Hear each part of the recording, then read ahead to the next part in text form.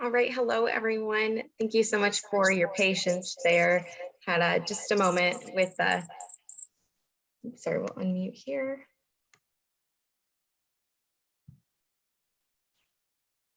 Okay.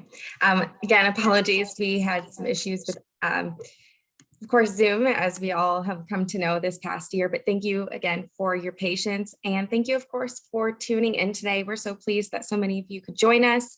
And we're just so excited to be able to share with you all of the great things that we've been able to do and learn this year.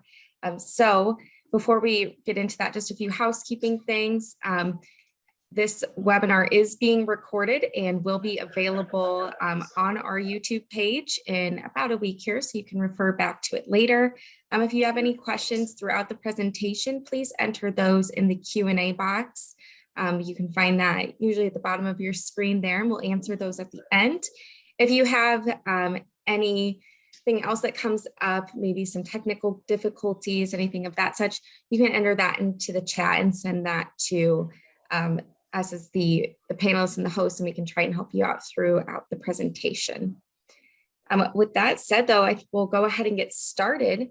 Just a brief overview of kind of what we'll be looking at today. We're going to talk a bit about partners, a bit about our snapshot events and what we found from those, and what we were able to accomplish this year, our plans for next year, and then, as I mentioned, a little bit of time there at the end for some questions. So without further ado, I'm going to hand it over to our board chair, Amy, and she's going to talk a little bit about partners.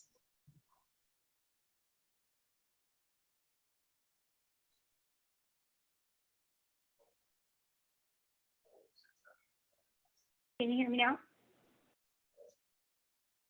Okay, well, welcome everybody. Just a little intro on Partners. Partners is a nonprofit organization dedicated to improving the stewardship of our waters throughout the county. We provide technical assistance, volunteer opportunities, and then also lots of different types of education to youth and adults. We've been around or incorporated since 2003, and we've been improving water quality and working on flood reduction techniques ever since. Is there another part of the slide, Kelsey? There we go. All right. So we work with residents, business owners, municipalities, and landowners in both urban and rural settings, just trying to connect the dots, direct people to where they need to go for funding or assistance. So there's there's a lot of different levels that we work on, but try to make connections all over the county so we can all kind of work together to improve our waters.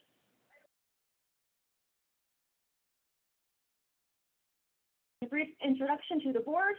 Again, Amy Kay, the current chair. Steve Gustafson is the vice chair and our data guru. And again, Kelsey, the coordinator. And listed below are the rest of our board members. It's a mix of our different local agencies, some funders, and just some interested residents. If you ever want to join in, you can always let us know. Right now we have a full board, but people do rotate on and off occasionally. So if you'd like to put in some more time or even just learn more about what we do, certainly get a hold of us.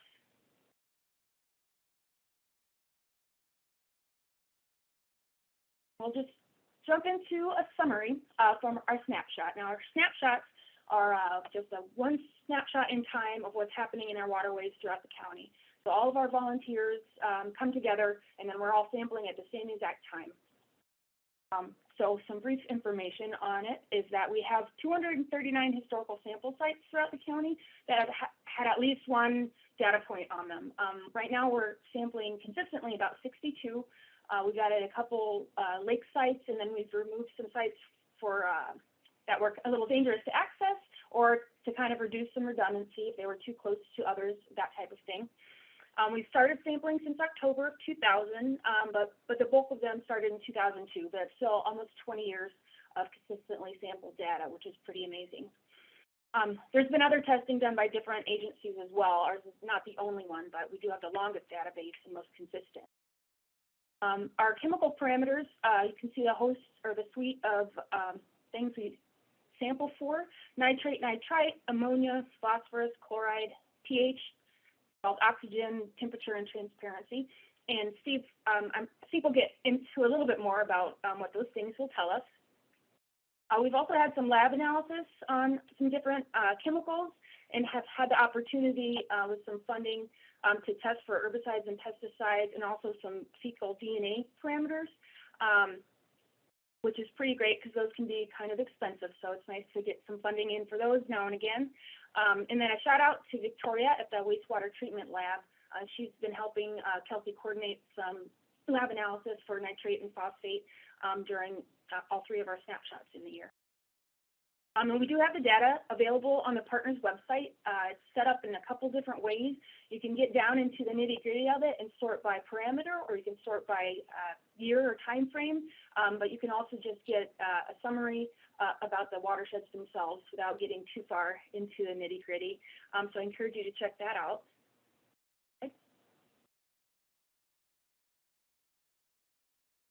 And so our database contains almost 30,000 individual records. So it's pretty awesome. It makes us pretty happy. I'm not going to go through all of these one-on-one, but you can see the bulk of them have around 3,000 different samples, and that's throughout the county, not each individual site.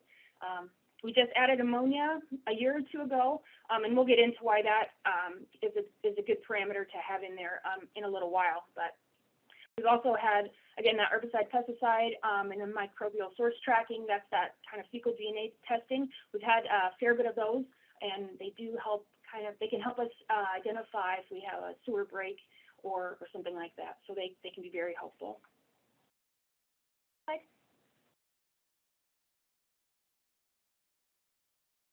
So we had our three snapshots, May, July, and October, and we had nearly 100 volunteers. You know, those are folks that put out, 4 or 5 hours of their day to come out, tromp around, and gather all of this data for us. The one in October was gorgeous. We had wonderful weather. You never know if it's going to be cold and raining on that one or not.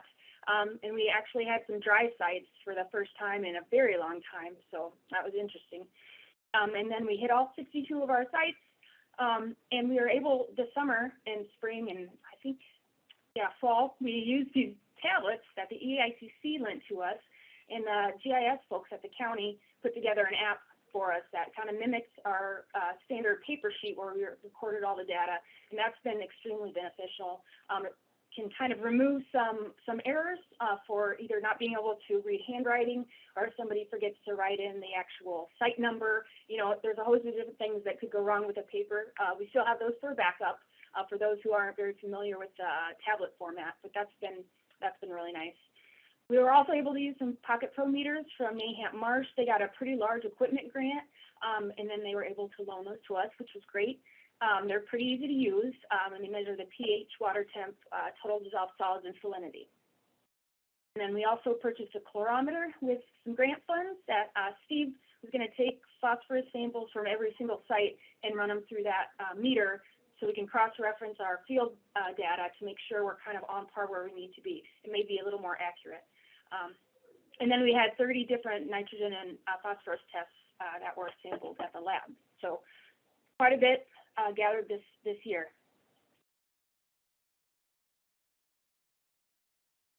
And I will hand it over to Steve to get a little bit more into the data.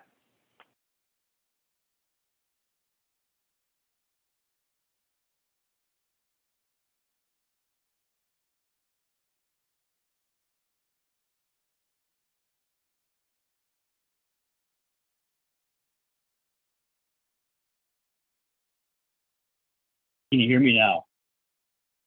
Good. Okay. Thanks.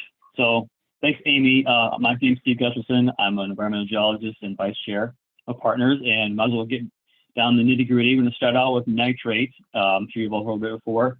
So you see kind of that chart there talks about where I broke down all our sites and then a trends percentage of is the concentration going up?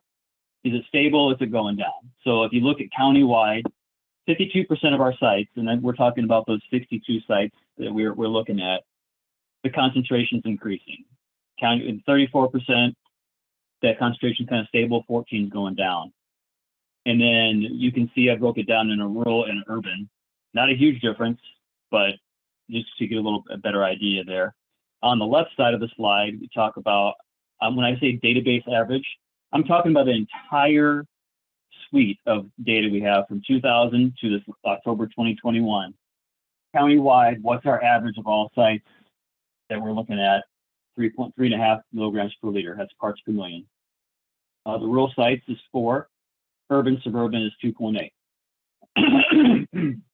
Kind of an overgeneral, give you an idea of rural versus urban as far as nitrate, you know.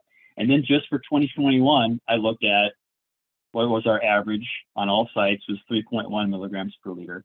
Now, and this is including lab analysis and the field kits. So we can't do lab analysis on all of them, but we do as much as we can to get as accurate as possible.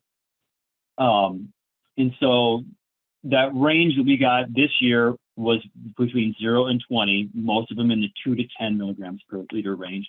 Pretty consistent with what we've seen in the past.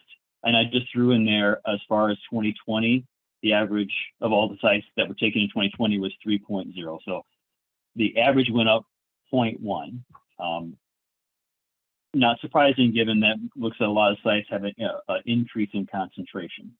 And some of the sites, some of the streams where you can have this increased concentration, and the concentration, at least to me, is getting a little bit higher, would be like Spencer Creek, Hickory Creek, Conduit Creek, Mud Creek, Duck Creek, Sycamore.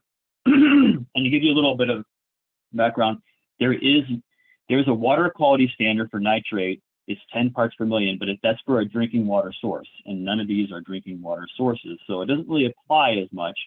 But as far as the nutrients for prevention of excess vegetation and everything we talk about, and Gulf hypoxia, there really isn't a standard to go by, and you can find lots of different opinions, you know. But basically, talking to folks and looking at it, we want a concentration to go on the down. We want a downward concentration, basically. Going up is not what we want. We want it to be going down. So not really seeing that here, you know, at least in half of our sites. Next slide, Kelsey. So nitrite is another form of nitrogen. The drinking water standard for that is 1 part per million. We didn't exceed that consistently. Maybe one sample on one site did. It's very short-lived chemical.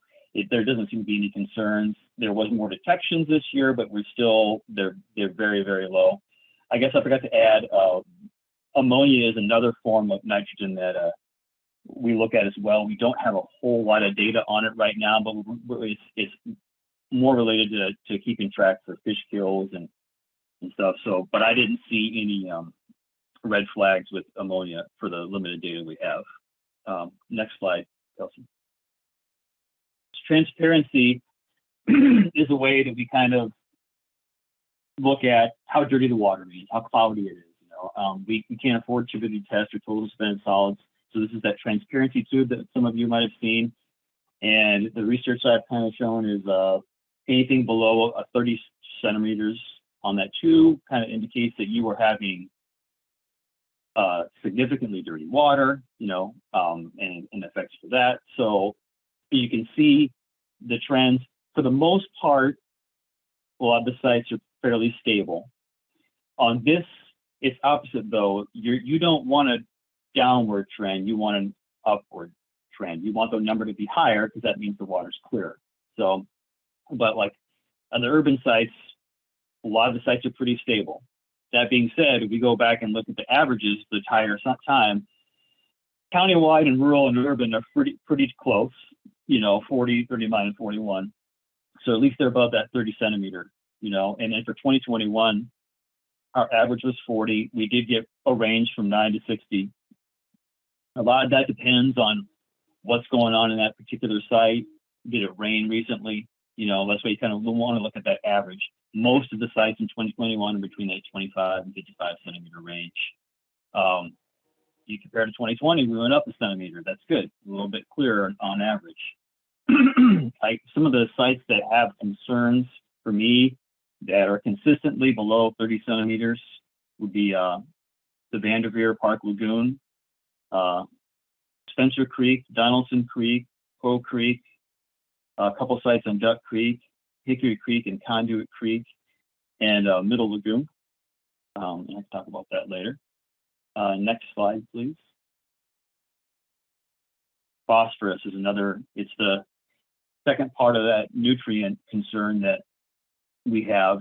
And again, there is no standard that we're looking for, but it's more of a driver for excess vegetation and nutrient, or nitrate usually is.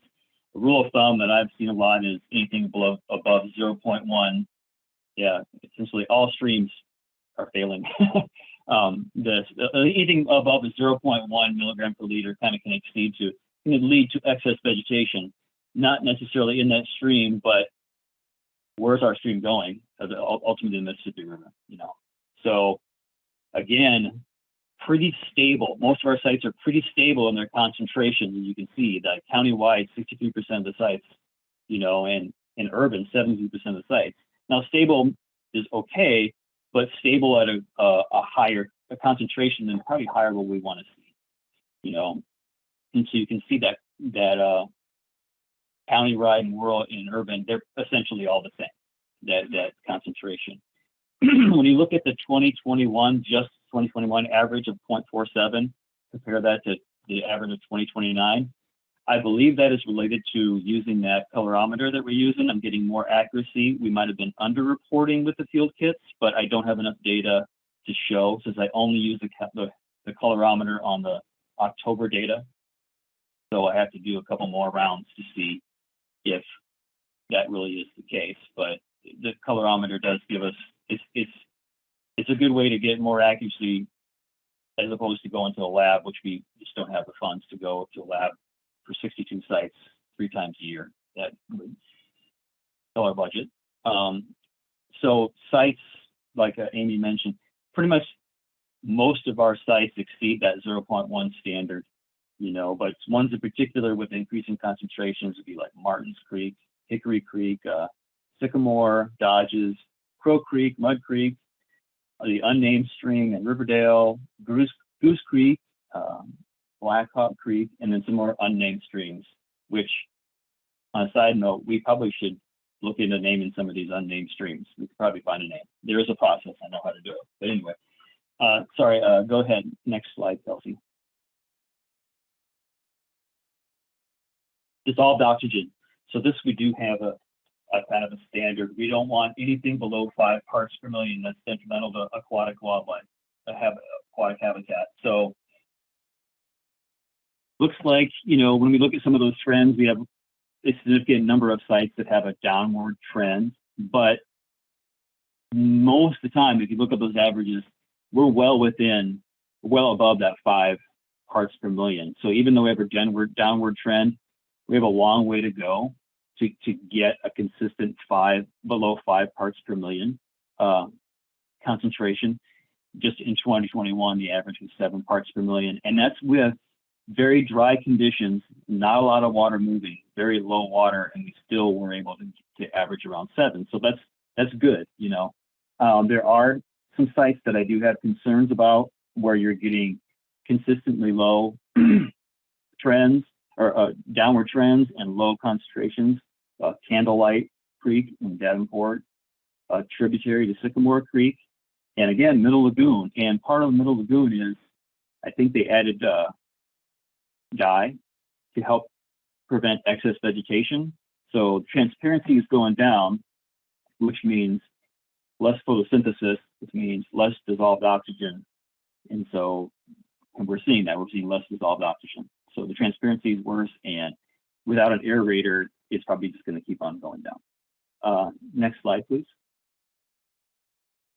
So chloride. Chloride is a half of salt, the other half being sodium. And this is kind of you look at this to kind of see if there's an excess road salt problem. It could also be indicative of animal or human waste, and for the most part, kind of a mixed bag. You can see countywide, fairly even with the trends. Rural is pretty stable. Urban is going up, which shouldn't surprise anybody that we use road salt in different forms. that countywide concentration of 57 is pretty low, and that's because the rural is very low. The urban is what brings it up. And just for reference, the standards, kind of think off the top of my head, sorry, it's like 300 and something parts per million is the acute standard or chronic standard, and 600 something. So we're a long ways from the standards, but we have sites that are increasing in concentration. You know, and in 2021, that average is 57 parts per million. On 2020, the average was 47.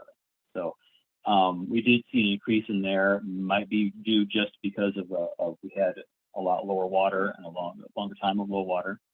Some sites that I have concerns with where you just have higher numbers on average and they keep on going up. Candlelight Creek, Stafford Creek in Bettendorf, Hanlon, the Scott Community College unnamed stream, Robin Creek, Pigeon Creek, Pheasant Creek, Greenway, and Goose. Most of the urban streams. There's some of these suburban streams that are getting developed. You're seeing an increase. And when I'm talking about, you see kind of those averages there. The averages I'm seeing for chloride, like at Candlelight, 173 parts per million on average. Pheasant Creek, 123 parts per million on average. Yeah, that's with all the data. So you're getting numbers in there that can be fairly high, you know. And I've gone out in the winter sometimes, it's not included in our database, where I've gotten 3,000 parts per million, which makes sense after a rainstorm or a snowstorm. Yeah, thank you, Amy, for putting those in the. And so chronic means, you know, exposure over a long time period. For 10 years, I'm going to be exposed to this level, as opposed to acute, which means right now, instantly. If you're exposed to this right now, you know, not over 10 years, it can help. It affect you. It will affect you now, basically. Next slide, please. pH, like it kind of shows here, for aquatic habitat, the desired range is 5 to 9. Those averages, it's all usually around 8 right now for all wide. I don't really have any concerns. There wasn't any particular spikes. I guess all I can see is I'm seeing a slight increase for the 9 range on all sites. I'm not sure what that can mean. We'll just have to kind of see what we get with more data, but right now there's no concerns. We're right within the desired range. Next slide, please. So one of the other things we look at is macroinvertebrates. We started this 3 years ago, and we basically pick out some sites in July that are safe and can get to, and we want to look at this index of biotic integrity, and we have people that are more inclined on the biological side to go out and they'll do a couple, 3 or 4 hours of surveys, and based on what they find, it's another indicator of what the water quality is, a more generic indicator, but you can quantify it. And so, as you can see, an IBI less than 1 indicates kind of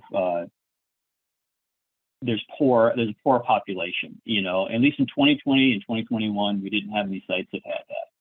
An IBI of 1 to 2 is fair, you know, average, and we had 8 sites this year and 6 sites last year, and then site IBI 2 to 3, good water quality. And we had some sites 2 to 4. So I mean, it kind of enforces what we seeing, kind of like an average water quality issue out here.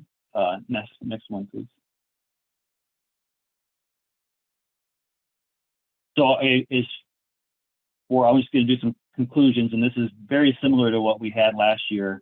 Nitrate and phosphorus are a concern in all kinds of settings, urban, suburban, and rural areas. And you can't just say it's coming from rural or urban. You know, our trends are not really desirable, what we're looking for. We have too many upward trends. Transparency, we have a few concerns. You know, the trends are not exactly what we want, but it's not as bad as it was in the black nitrate. DO, we talked about, basically, I have some streams of concern that we need to watch, and maybe we do something to help them. Fluoride, we don't have any exceedances right now, but we have trends that are going up. Or is it in, do we think something else is going on? That's something that Amy and I will talk about later. PHSK, I talked about going up a little bit more higher. We did choose herbicide, pesticide, glyphosate tests. We only could afford 3 this year, but we're grateful that we were able to do 3. I didn't have any detections. We haven't had a lot of detections in the samples that we've been able to do. This year, we tried to tie it more to when people were actually applying these chemicals, and it didn't see anything. So it's like with anything else, you need more data to really confirm what's going on. But like I said, it's pretty expensive. Davenport was able to do some human and dog, and that MST, the fecal fingerprinting, in May, and did see that in the areas they looked at. We have 239, I think, MST samples, which is great because we're talking hundreds and hundreds of dollars per sample. So we have found human, in the rural areas as well as urban, and dog somewhat in rural. There's been some cattle, swine, and in the rural, but I don't have enough samples to really quantify that well. Love to get more funding to really do that, to help answer these fecal bacteria problems, because E. coli data by itself just won't cut it. We need to kind of go in a little bit more detail. Unfortunately, it just costs a lot of money. So kind of a sum up in the bottom here, is we got some undesirable trends, but we're probably average for, I'd imagine, in Iowa for our type of landform, but there isn't enough data or time to go into that, and a lot of other counties just don't have the data to look at. The biggest concerns probably right now are that nutrient and fecal bacteria, and probably transparency a little bit. And kind of with our geography, a majority of our streams, they originate within our borders. So it's not like we can say, oh, that darn Muscatine County sends stuff our way, or Peter County, a lot of them originate in the center and move out. So kind of our issue to deal with. And I think this is my last slide for a little while, Kelsey.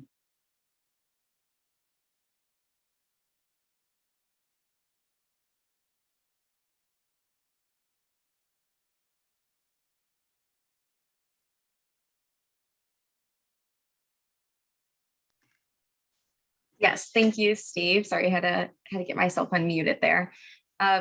So yeah, that's a bit about our snapshot. Again, if you have any questions about that, go ahead and enter that in the Q&A box, and we'll answer that towards the end here. But now we're going to go ahead and move on and talk about some of the other things that we've done this year, because believe it or not, we do more than snapshot, even though that we get a lot of data, we do a lot of work. We do a lot of other things as well. So we wanted to highlight that here, and just a quick by the numbers, we've done quite a bit. You can see here, we've seen almost 2,000 people through our education programs. We've had about 245 volunteers at a number of different volunteer events. We've had those 3 snapshot events, done several site visits, and helped to test at some different research projects, research sites. And then, of course, have maintained this database that we mentioned at the beginning. So a lot has been going on this year. And we wanted to kind of break it down here and talk a little bit more about some of the things that we're really proud of. So earlier in the year, in May, we held a stream bank restoration workshop. And you can see here in the photo, we had about 30 some participants. Some were local conservationists, some were municipal leaders. We had some that just work in the stream bank stabilization field, wanted to learn more. So we had the morning full of Zoom presentations, and then went out in the afternoon to visit some stream bank stabilization projects in action. And overall, it was a really great day. We had a lot of great responses. And we did another workshop a little bit later in the year. That was our pond management workshop, which was co-sponsored by Riverside. So we had several expert-led presentations throughout the day. We had nearly 50 participants on that one. And again, just a wide range of folks, people who own ponds, who help to manage them as a business. We had conservationists. We had some kids there who were participating in the workshop as their homeschool learning for the day. So that was really great. And we're, again, really proud of the work we did for those workshops. And we'll touch on it later, but we do look forward to doing these again in the following year. Another really exciting project we did as far as our education program is our floating classroom day.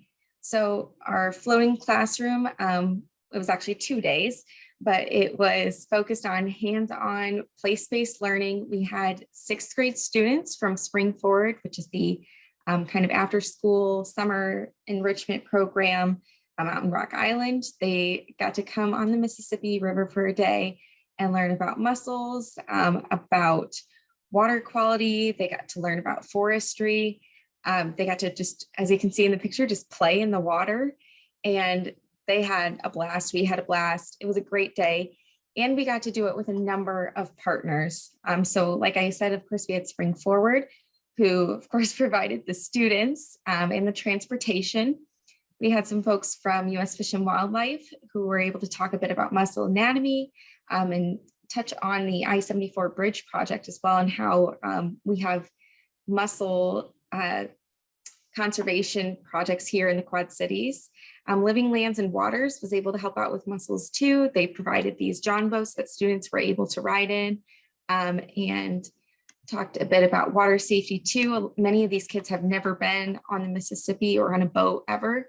So it was a really exciting day for them. We had the Army Corps of Engineers come out, and as well as some folks from the city of Davenport to talk about forest habitats, management and wildlife.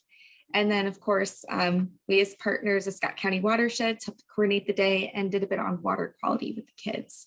So it was a really great day. I think a blast for everyone. It was pretty windy the day this photo was taken, but you can see even through that, there were smiles on everyone's faces. It was a really great day.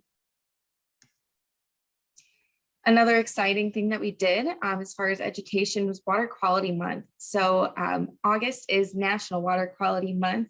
And of course, as water quality people, we had to take part in that. And so we decided to do kind of an awareness campaign throughout the month of August to kind of boost people's awareness about water quality in general, but also about partners and how we can help.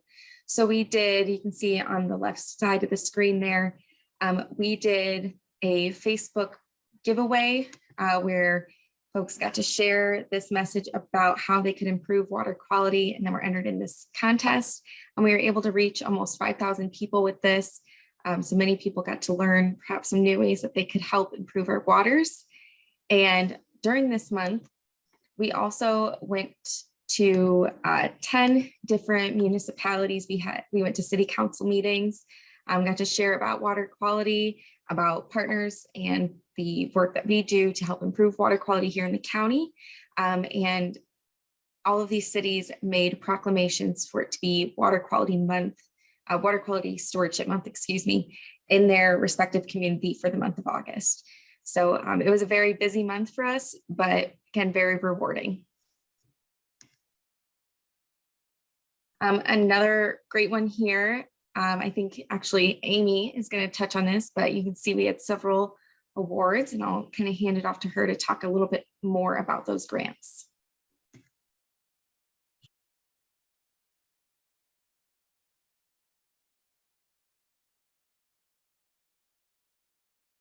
Thank you. All right. So just wanted to touch on, can you hear me? Yes? Okay. Wanted to touch on a great group of organizations that have provided grant funding to us in the last year or so. Iowa American Water, RDA, SCRA, the Sing Family Foundation, and River Action. We were able to get a lot of stuff and acquire a lot of materials through these different dollars. Iowa American Water helped fund some pet waste stations, which have been distributed throughout the county. The RDA grant provided funds for equipment. We were able to purchase our booth table, event table, the tablecloths, Enviroscape watershed models that work for education, mostly with kids, but adults always learn something too. We got some new coolers for our samples to take to the lab, and a bunch of other things from the RDA grant. FCRA funded some signage so we can replace some old and outdated signage along the Duck Creek corridor, and then add a few about watersheds and what they are and where are you within that. And there'll be some geology signs we'll replace over by Devil's Glen Park. And the Sing Family Foundation helped fund some MSP testing or herbicide and pesticide sampling this year. And then River Action helped fund some of the Robin Creek biofilters, which we'll get into. And they've also recently provided funds for some additional pet waste stations, which is awesome. And then we just found out we did get another RDA grant to help pay for materials for some small boat access and like canoe kayak launch areas on the Duck Creek corridor. So we had a lot going on the last year or so, and we'll keep that up. But a giant thank you, especially if anybody's listening that belongs to any of these organizations. We really couldn't do a lot of this work without your recognition through grant support. So thank you.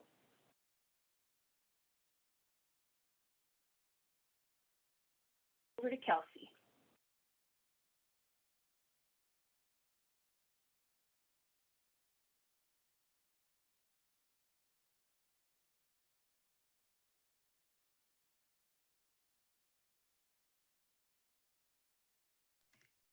All right, sorry again, it takes a moment to unmute and let that go through, but appreciate your patience as we do that. So yeah, switching to another kind of pillar of our work here is volunteer opportunities.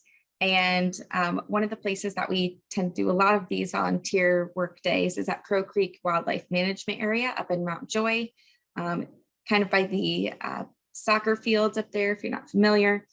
But this is a really great place. We have worked with the Iowa DNR to adopt this site and kind of help them to manage it. So we had 3 cleanup volunteer days. And the first one was in February. You can see we got cedar trees cut from the kind of perimeter of the lake, because while cedar trees are great in their own respect, they're not always the best for lakeside habitat. And so those were removed and then brought out to the middle of the frozen lake. Cinder blocks were tied onto them so that once the lake thawed in the spring, those trees would sink and become some fish habitat. So that was a cool project. And then there was the middle photo here for Earth Day. We had a number of folks come out to help pick up trash, to help clear some of the brush and remove some invasive species. And then in the fall, kind of had a similar work day with, again, a number of folks who were able to do a lot of really great work in a short amount of time out there.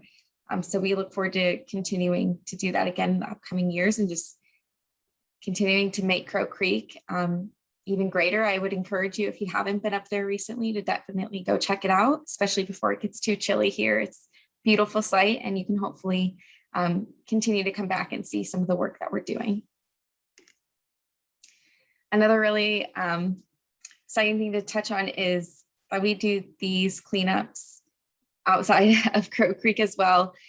This year, we were able to work in several different communities. We had a total of 8 cleanup days with 90 volunteers and ended up with about 80 bags of trash picked up from either directly in our streams, near the streams, near lakes, near our riverfronts, essentially places that would take the trash to our watersheds. So you can see that 81 bags of trash doesn't include some of the larger pieces. In that big picture there, we had to have a big tractor. I'm not sure the right name for that piece of equipment, but it was full of things that were just too big for trash bags, tires, car frame. We had pieces of a washing machine, all types of things that you would not believe would be in our streams that we were able to get pulled out. So that was really exciting. And again, very rewarding to get those removed from our waterways. And kind of onto our third pillar here, speaking to technical guidance and a number of projects that we help out with. Amy and Steve are going to touch on these a little bit more, but just kind of to start off, we, as I mentioned at the beginning, did 14 site visits or testing for research projects. So we were able to go to a number of businesses or individual landowner sites to kind of do some water quality testing there and kind of help give an idea of what's going on. You know, a number of people have concerns about maybe some yuck on top of their water in the summer, or they're concerned about maybe something leaching into a creek going through their property. So we were able to help folks out with that. And as we mentioned, we were able to install several pet waste stations throughout the county. So the one on the left side of the screen there is at Riverdale Park. And the other 7 are distributed all throughout the county. We're excited to be able to get more out here soon with our recent River Action Grant. But those, again, are helping to improve the health of our watersheds because kind of mentioned dog waste has its own number of nutrients and bacteria that it can release into our waters. So giving pet owners an extra place to get rid of that and keep it out of our waters will be beneficial in the long run. I'd like to hand it off now to Steve a little bit to touch on some of the next points here about some of the studies and additional projects that we've been able to help out with. Sure. Yep, Thanks, Kelsey. We've got about 10 minutes left, so we'll have to kind of speed up through these last few. Yep, it's fine. So Pride Lake study is basically we looked at the Pride Lake and Scott County Park for the past couple of years and provided, we did 2 years of sampling out there and provided our thoughts on what was going on out there and some influences. A Cosland water quality report that was related to when we did a cleanup out there that some of the folks were interested what the water quality was in their area.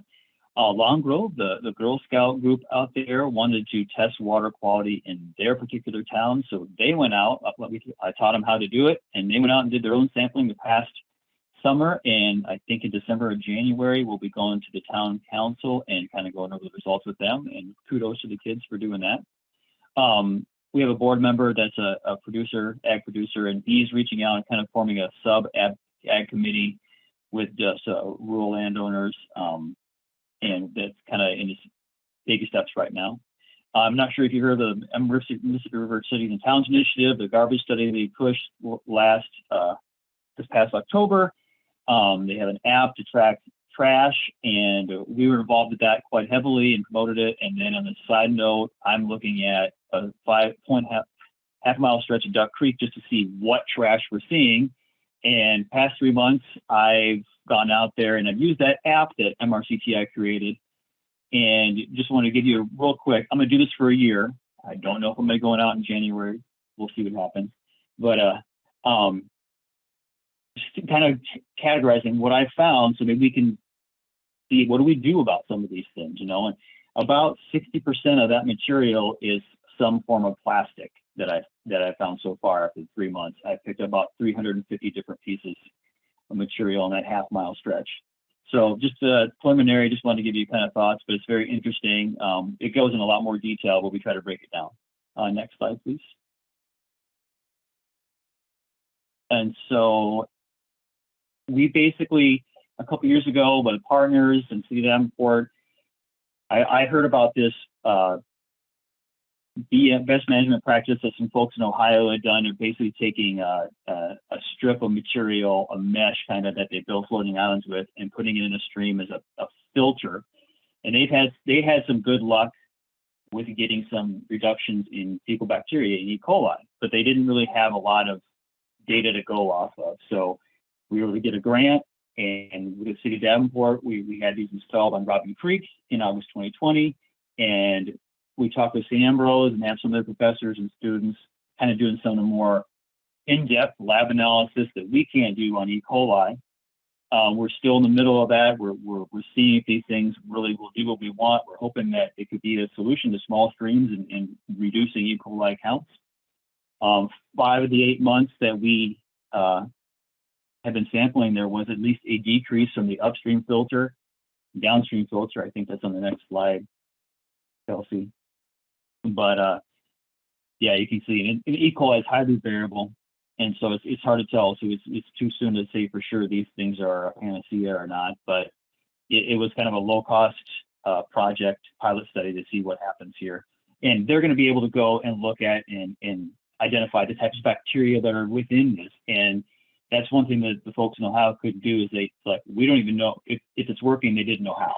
And that's what we're kind of just trying to solve is if it's working, why would it be working? So that's great to have that partnership with St. Ambrose and City of Davenport. And next slide. I'll let you take this one in. Oh, sure. We were, again, working with Augustina on some other projects around the county for some watershed assessments, but they were looking for, they were going to dive a little bit deeper into one of the areas, and then we thought we would have them look for some hot spots where there could be some potential exfiltration from our sanitary sewer system. And so we picked Crystal Creek because there's been some high counts there that we've seen before. We don't know if it's from sanitary sewers or city sewers or something that's, bound up in the system, but that's what they're investigating. And so they're analyzing for ammonia, biological oxygen demand, optical brighteners, things like detergents have optical brighteners in them, so you can tell it's coming from a sanitary. E. coli, pH, and some indicators that are consistent with sewage are when you have a lower pH, increased ammonia, so that's why that ammonia parameter that we added is important, and increased orthophosphate. And so they just kind of started this, and we just have a preliminary report. They have they found some, but they don't know much else yet. So we'll keep you updated on that. It's a great way to add some value-added learning to the students to actually get out and do some field assessment. And then they're providing us with a usable report, to municipalities. So pretty cool. And so our plan for 2022, as Kelsey mentioned, we're going to repeat the stream bank stabilization and pond management workshops. Those were pretty popular. We got a lot of good feedback. We'll continue our snapshots and forums and cleanups. You can come see us at the Earth Day Fair, assuming that'll happen again down at the Freight House. And then the Home and Garden Show as well. We'll talk about native plants and soil quality restoration and those types of things. Again, with some funding, we're going to work with Davenport and then potentially and hopefully onto Bettendorf for some small boat and fishing access points, just to get people down into the creek. It's relatively in size, and so it's hard to get down to the water's edge. So that's one of the main goals of that project. The signage we're going to get done. We're planning on having our member appreciation float and picnic. It'll be the inaugural one, so stay tuned for information on that. And then we'll continue our partnerships with the colleges, look for new opportunities for volunteer events and things like that, and continue to develop our partnerships with agencies and just rural and urban folks to grow our stewardship of our watersheds and awareness, and just keep on trucking. We're always open for suggestions, or if you need a site visit, if you have a water quality concern, you can certainly call us or go to the website and contact us. We'll have a full year for sure. Next slide. And then these are the folks that help make all of this happen. Some of them are primary funders, some members. So if you want to be added to this prestigious slide for next year's presentation, we'll invite you to become a member or a funding partner. Kelsey will touch on that right before we wrap up here. But again, thanks to all of the folks listed here. We really can't do this work without the financial support. You really are making a difference, and we're getting projects on the ground. So we really appreciate it. Up to you, Kelsey. Yeah, great tie in there. So as we mentioned, there are a number of ways to help continue to make these projects happen and make these differences. So we offer a couple different membership levels, as well as some funding partnership levels. And again, these just help to ensure that we're able to provide forums like these, water quality improvement projects, those volunteer projects, just making the impact, continuing these projects and continuing to improve the health of our waters. So if you're interested in that, do go to our website and go to the Support Us tab and learn some more. You're also welcome to, of course, email any of us and we'd be happy to talk more. And I think with that, right on time here, we'll go ahead and see if we have any questions.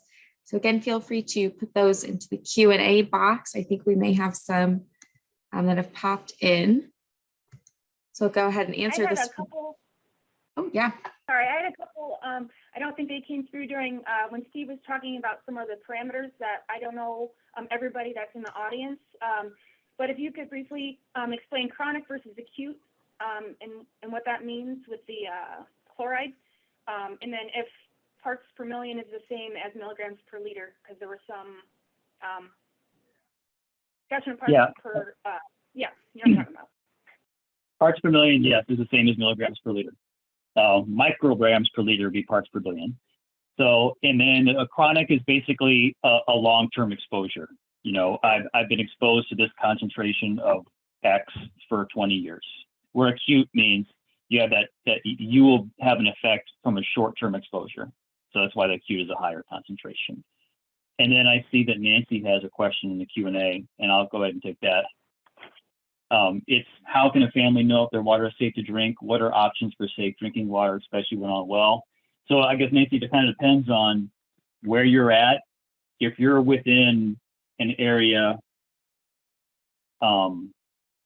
that is served like by a municipality or a water service, you know, they'll have that data online available to you. Like Iowa American has water quality reports, and different companies would have that, or a city, you know, that usually has to be in compliance with the Iowa DNR, and so it has to test that water, and it would know.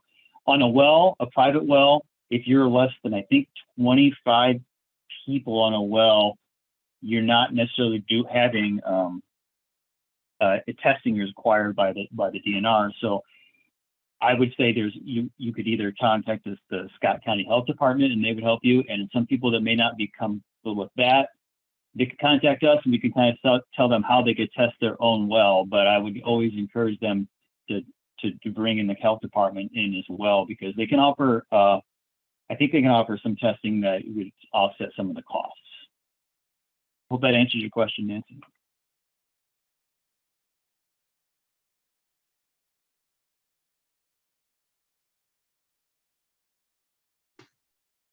Not seeing any others come in, but we'll give folks just a couple more minutes. Oh, look at that. Right on time. I'd like to forward this presentation to several people. Will this be available? Yes, this presentation will be, it's been recorded and it will be available on our YouTube page in the next week or so. Curtis, I can go ahead and send that to you once it's up.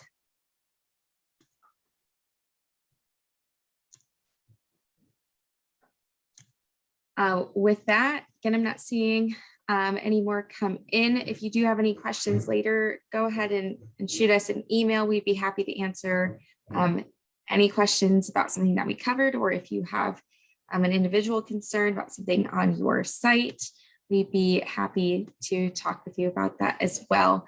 But thank you all again. You have a great rest of your day, and we look forward to keeping up this work and helping you all out.